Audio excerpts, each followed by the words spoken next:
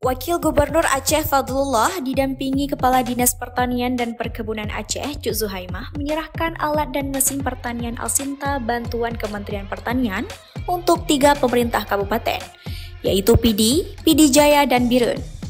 Prosesi penyerahan Alsinta itu diantar langsung Wagub Fadlullah ke lokasi masing-masing daerah dan terima langsung oleh pimpinan daerah setempat pada Senin 28 Juli 2025.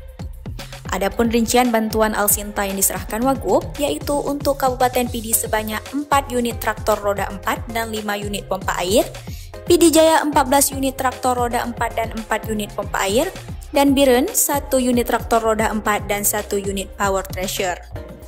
Wagub Fadlullah juga menyampaikan bahwa bantuan tersebut merupakan bagian dari program ketahanan pangan nasional yang digagas Presiden Republik Indonesia.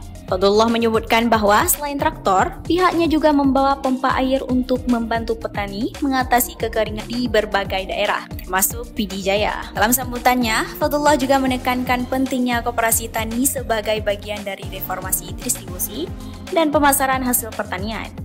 Ia menyebut pemerintah Aceh telah menyelesaikan 6.497 koperasi di seluruh Aceh sesuai arahan pusat. Fadlullah juga menekankan bahwa bantuan Alsinta ini harus tepat sasaran, tidak boleh disalahgunakan apalagi dipindah tangankan atau diperjualbelikan.